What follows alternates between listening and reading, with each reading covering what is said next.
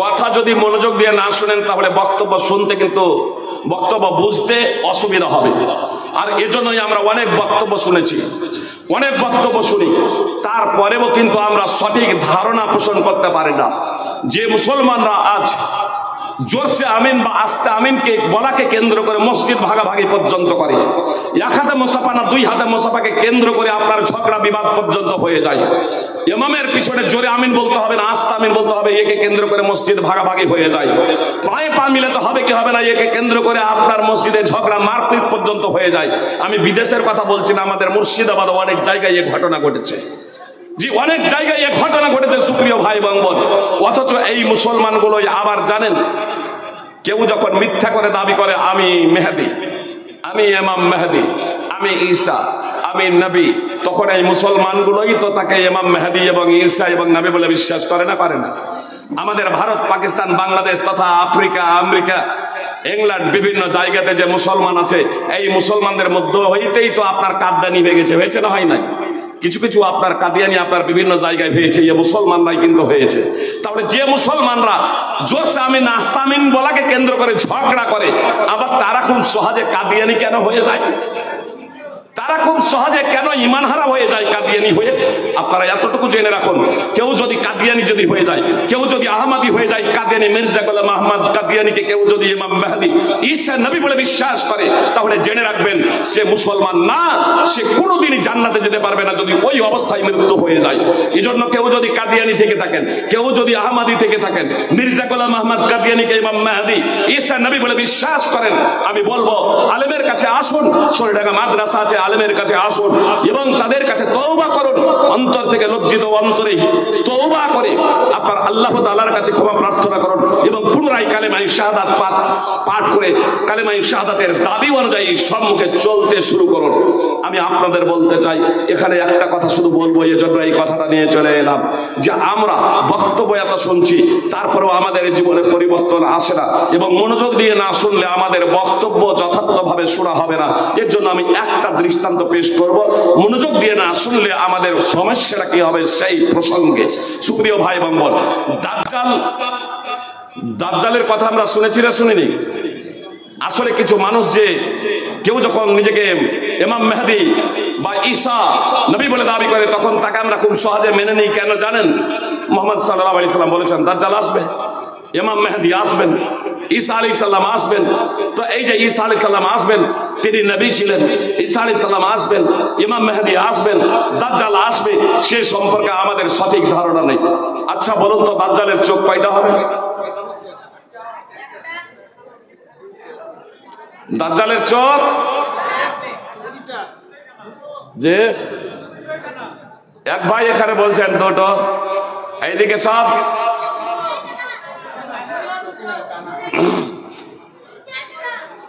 মাশাআল্লাহ। এই সোনাডাঙ্গাতে কয়েকজন দুটো বলেছেন।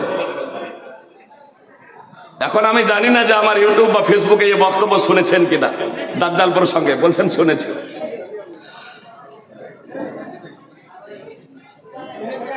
উদাহরণ দিতে গিয়ে আমি এটা পেশ করেছিলাম, তারা বলছে একটা চোখ। আচ্ছা চোখ দুটো হবে, যারা একটা বলছিলেন খুব ভালোভাবে শুনুন, চোখ দুটো হবে। কয় চোখ কানা হবে? কয় চোখ কানা?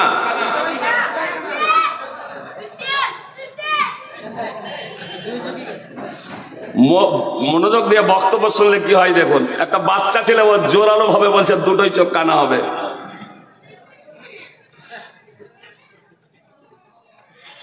মানে তুমি ফাইজি সাহেবের বক্তব্য আগেই শুনে নিয়েছো নাকি ইউটিউবে? সুপ্রিয় ভক্তবৃন্দ, দাজ্জালের চোখ হবে দুটো।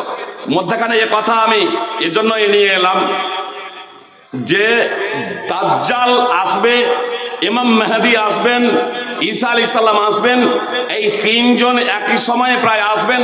কিন্তু ঈসা আলাইহিস সালাম আসবেন দাজ্জাল এবং ইমাম মেহেদির পরে। ঈসা আলাইহিস সালাম আসবেন দাজ্জাল আসার পরে, ইমাম মেহেদি আসার পরে। ইমাম মেহেদি আসার পরে ঈসা আলাইহিস সালাম আসবেন। সিলসিলাতুল হাদিসিস সাহিহা হাদিস নম্বর 2236। আর দাজ্জালের পরে ঈসা আলাইহিস সালাম আসবেন। সহিহ মুসলিম হাদিস নম্বর 2937, সুনানে আবি দাউদ হাদিস নম্বর 4321। এখনো দাজ্জাল আসে নাই। দাজ্জাল আসবে তখন আপনারা খুব সহজে চিনতে পারবেন। অনেকগুলো নিদর্শন আছে, আমি শুধু একটা নিদর্শন বলে দেব। মুহাম্মদ সাল্লাল্লাহু আলাইহি সাল্লাম বললেন যে দাজ্জাল এই পৃথিবীতে আসবে।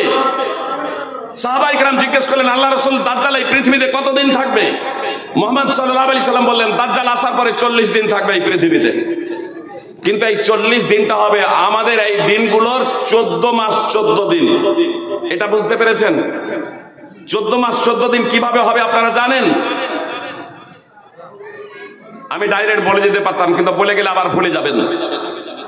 শুনুন, নবী সাল্লাল্লাহু আলাইহি সাল্লাম বললেন, দাজ্জাল যখন আসবে, দাজ্জালের একটা দিন হবে 1 বৎসরের সমান। এটা রূপক অর্থে নয়, এটা রূপক অর্থে নয়। আর মাত্র একটাই দিন হবে 1 বৎসরের সমান, একাধিক দিনও নয়। দাজ্জাল যখন আবির্ভূত হবে এই পৃথিবীতে, তখন তার একটা দিন হবে 1 বৎসরের সমান।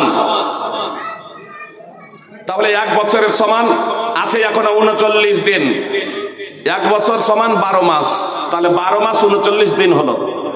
নবী সাল্লাল্লাহু আলাইহি ওয়াসাল্লাম বলছেন দাজ্জালের একটা দিন হবে 1 মাসের সমান, মানে এখনো আছে 38 দিন। তাহলে 12 মাসে 1 মাস 13 মাস। একটা দিন হবে 1 সপ্তাহের সমান, এখনো আছে 37 দিন। আর এই দিকে হয়েছে 13 মাস 7 দিন। 37 থেকে এখন 1 মাস লেন হবে 14 মাস আর 7 দিন আর 7 দিন। 37-এর 7 আর 1 সপ্তাহের 7, 14 দিন। তাহলে 14 মাস 14 দিন। একটা দিন আমাদের জীবদ্দশায় একটা দিন কি 1 বৎসরের সমান হয়েছে ভাই? কি বলছেন? অদ্যাবধি একটা দিন 1 বৎসরের সমান হয়েছে? একটা দিন 1 বৎসরের সমান এখনো হয় নাই। মির্জা গোলাম আহমদ কাদিয়ানী থেকে নিয়ে অদ্যাবধি এখনো একটা দিন 1 বছরের সমান হয় নাই। এত দ্বারা স্পষ্ট হয়ে গেল যে মির্জা গোলাম আহমদ কাদিয়ানী সে হচ্ছে একজন মিথ্যাবাদী। তার কারণ ঈসা আলাইহিস সালাম আসবেন দাজ্জালের পরে, আর দাজ্জালই যখন আসে নাই তখন ঈসা আলাইহিস সালামের প্রশ্নই আসে না। দাজ্জাল মিথ্যাবাদ, দাজ্জাল আসে নাই, ঈসা আলাইহিস সালামের আসারও প্রশ্নই আসে নাই। এত দ্বারা প্রমাণিত হয়ে গেল যে মির্জা গোলাম আহমদ কাদিয়ানী মিথ্যাবাদী। শাকিল বিন হানিফ ইদানিং আবার আপনার নিজেকে ইমাম মেহেদী বলে দাবি করেছে, সেও হচ্ছে মিথ্যাবাদী। তার কারণ মুহাম্মদ সাল্লাল্লাহু আলাইহি সাল্লাম বলেছেন যে ইমাম মেহেদীর নাম হবে আমার নামে এবং তার পিতার নাম হবে আমার পিতার নামে। অর্থাৎ ইমাম মেহেদীর নাম হবে আব্দুল্লাহ আর তার পিতার নাম হবে মুহাম্মদ। এই তার নাম হবে মুহাম্মদ আর তার পিতার নাম হবে আব্দুল্লাহ। যেমন মুহাম্মদ সাল্লাল্লাহু আলাইহি সাল্লামের নাম মুহাম্মদ এবং পিতার নাম আব্দুল্লাহ। ইমাম মেহেদীর নাম হবে মুহাম্মদ আর ইমাম মেহেদীর পিতার নাম হবে আব্দুল্লাহ। আর শাকিল বিন হানিফ, হানিফের পুত্র শাকিল, যে কোথায় আসমান আর কোথায় জমিন। সুনানে আবি দাউদ হাদিস নম্বর 4282। সুপ্রিয় ভাই এবং বোন, শাকিল বিন হানিফ সেও হচ্ছে মিথ্যাবাদী। এটা আমাদের জেনে রাখতে হবে সুপ্রিয় ভাই এবং বোন। এবার আসুন আমি আপনাদের যে বিষয়টা বলতে যাচ্ছি, আসলে আমরা বক্তব্য শুনি, মনোযোগ দিয়ে না শোনার কারণে অনেক সময় আমরা ইসলামের বিষয়কে বুঝতে ভুল করি। আসলে আমাদের মধ্যে ঈমান আছে কিনা এই বিষয়টা আমরা দেখব। তার কারণ আল্লাহ তাআলা বললেন, ইয়া আইয়ুহাল্লাযীনা আমানু কু আনফুসাকুম ওয়া আহলিকুম নারা ওয়াকুদুহান নাস ওয়াল হিজারা। আল্লাহ তাআলা স্পষ্টভাবে বললেন যে হে ঈমানদারেরা, তোমরা নিজেদের ও নিজ পরিবার পরিজনদের আগুন থেকে বাঁচাও, যার ইন্ধন হবে মানুষ এবং পাথর, যার জ্বালানি হবে মানুষ এবং পাথর। সূরা তাহরিম 66 নম্বর সূরার 6 নম্বর আয়াত। সুপ্রিয় ভাই এবং বোন, আগে আমরা দেখব যে আমরা ঈমানদার কিনা, আমাদের অন্তরে ঈমান আছে কিনা, আমাদের অন্তরে তাওহীদ আছে কিনা। কথাটা একটু মনোযোগ দিয়ে শুনবেন। আমি আগেই বলেছি 30-40 বছর ধরে নামাজ পড়লেও মানুষ জাহান্নামে যেতে পারে, জাহান্নামে যেতে হতে পারে। মুহাম্মদ সাল্লাল্লাহু আলাইহি সাল্লাম বলছেন, আবু হুরায়রা রাদিয়াল্লাহু তাআলা আনহু সূত্রে বর্ণিত আছে হাদিস, মুহাম্মদ সাল্লাল্লাহু আলাইহি সাল্লাম বলছেন এক ব্যক্তি 60 বছর ধরে নামাজ পড়বে, তারপরেও হয়তো তার নামাজ আল্লাহ কবুল করবেন না। মুহাম্মদ সাল্লাল্লাহু আলাইহি সাল্লাম বলছেন হতে পারে সে যদি রুকু যথার্থভাবে আদায় করে, পূর্ণরূপে আদায় করে, তাহলে সাজদা পূর্ণরূপে আদায় করেনি। আর যদি সাজদা পূর্ণরূপে আদায় করে তাহলে রুকু পূর্ণরূপে আদায় করেনি। সিলসিলাতুল হাদিস সাহিহা হাদিস নম্বর 2535 এবং সহিহুত তারগিব হাদিস নম্বর 529। আবু হুরায়রা রাদিয়াল্লাহু তাআলা আনহু সূত্রে বর্ণিত হাদিস, সহিহ বুখারীতে আছে, তিনি বলছেন একজন ব্যক্তি নামাজ পড়লেন, তারপরে রাসূল সাল্লাল্লাহু আলাইহি সাল্লামকে সালাম দিলেন। রাসূল সাল্লাল্লাহু আলাইহি সাল্লাম সালামের জবাব দিয়ে বললেন, ইরজি ফাসাল্লি ফাইন্নাকা লাম তুসাল্লি, ফিরে যাও, নামাজ পড়ো, নামাজই পড়েনি। এই ঘটনা তিনবার ঘটছে, অর্থাৎ সেই ব্যক্তি 3 বার নামাজ পড়ছেন। সুপ্রিয় ভাই এবং বোন, আমি আপনাদের বলতে চাই, যে ব্যক্তিকে আল্লাহ রাসূল সাল্লাল্লাহু আলাইহি সাল্লাম বলছেন, আল্লাহ রাসূল সাল্লাল্লাহু আলাইহি সাল্লামের সামনে নামাজ পড়ছেন, আর নবী সাল্লাল্লাহু আলাইহি সাল্লাম বলছেন নামাজই পড়োনি, ফিরে যাও, নামাজ পড়ো, তুমি নামাজই পড়োনি। সুপ্রিয় ভাই এবং বোন, সেই ব্যক্তিকে জানেন? নবী সাল্লাল্লাহু আলাইহি সাল্লামের জীবদ্দশায় মুসলমান নামাজ পড়ছেন মানে কি? সাহাবী। সুপ্রিয় ভাতৃবৃন্দ, তাহলে সাহাবীকে আল্লাহ রাসূল সাল্লাল্লাহু আলাইহি সাল্লাম ফিরিয়ে দিচ্ছেন, ফিরে যাও, নামাজ পড়ো, নামাজই পড়োনি। সহিহ বুখারী হাদিস নম্বর 757, সহিহ মুসলিম হাদিস নম্বর 397। যদি একজন সাহাবীর নামাজ যদি না হয়, সুপ্রিয় ভাই এবং বোন, ফিরিয়ে দেন। তারপরে সেই সাহাবী চতুর্থবার বলেন, আল্লাহ রাসূল সাল্লাল্লাহু আলাইহি সাল্লাম, এর থেকে ভালো করে আমি নামাজ পড়তে জানি না, আমাকে নামাজের প্রশিক্ষণ দেন। তখন রাসূল সাল্লাল্লাহু আলাইহি সাল্লাম তাকে নামাজের ট্রেনিং দিলেন। তখন রাসূল সাল্লাল্লাহু আলাইহি সাল্লাম তাকে নামাজের প্রশিক্ষণ দিলেন। সুপ্রিয় ভাই এবং বোন, আমি আপনি নামাজ তো পড়ছি, রোজা তো রাখছি, যাকাত আদায় করছি, দান খয়রাত করছি, এগুলো কবুল হচ্ছে কি, সেগুলো প্রসঙ্গে কি আমরা প্রশিক্ষণ নিয়েছি? তারপরেও আজকে আমি একটা গোড়াতে একেবারে বুনিয়াদী শিক্ষায় এসেছি, বুনিয়াদী শিক্ষা নিয়ে আলোচনা করছি। তার কারণ আমারও শিক্ষা এই সোলডাঙ্গা মাদ্রাসায় বুনিয়াদী শিক্ষা থেকে, তো আমি সেখান থেকেই আজকে আলোচনা করব। তার কারণ বুনিয়াদী শিক্ষা যদি আমার আপনার অন্তরে না থাকে, তাহলে আমি এবং আপনি ইমানদার থাকতে পারবো না। কথা খুব মনোযোগ দিয়ে শুনুন, আমি বললাম ইমানদার থাকতে পারবো না, কেন বললাম জানেন? প্রত্যেকটা শিশু ফিতরাতের উপরে জন্মগ্রহণ করে। এক কথায় প্রত্যেকটা শিশু মুসলিম হিসেবে জন্মগ্রহণ করে, সে মুসলিম ঘরে জন্মগ্রহণ করুক অথবা অমুসলিম ঘরে জন্মগ্রহণ করুক। নবী সাল্লাল্লাহু আলাইহি সাল্লাম বলেছেন, কুল্লু মাউলুদি ইউলাদু আলাল ফিতরাহ, প্রত্যেকটা শিশু ফিতরাতের উপরে জন্মগ্রহণ করে। সহিহ বুখারী হাদিস নম্বর 1385, সহিহ মুসলিম হাদিস নম্বর 2658। তাহলে প্রত্যেকটা শিশু ফিতরাতের উপরে জন্মগ্রহণ করে, এক কথায় প্রত্যেকটা শিশু মুসলিম হিসেবে জন্মগ্রহণ করে। সুতরাং রাসূল সাল্লাল্লাহু আলাইহি সাল্লাম বলেছেন, আল্লাহ তাআলা বলেছেন, অর্থাৎ হাদিসে কুদসি, ইন্নী খালাকতু ইবাদি হুনাফা কুল্লাহুম, আল্লাহ বলেছেন, আমি আমার সকল বান্দাকে আমার একনিষ্ঠ করে তাওহীদ মান্যকারী হিসেবে আমার অভিমুখী করে আমি সৃষ্টি করেছি, সত্যকে গ্রহণ করার যোগ্যতা দিয়ে আমি সৃষ্টি করেছি। ওয়াইন্নাহুম আতাতুহুমুশ শায়াতিন, শয়তানগুলো এদের কাছে এলো, ফাজতালাতুহুম আন দীনিহিম, তারপর তাদেরকে তাদের ধর্ম থেকে দূরে সরিয়ে দিল, তারপর তাদেরকে তাদের ধর্ম থেকে বিচ্যুত করে দিল। সহিহ মুসলিম হাদিস নম্বর 2865। সুপ্রিয় ভাই এবং বোন, কথা একটু মনোযোগ দিয়ে শুনবেন।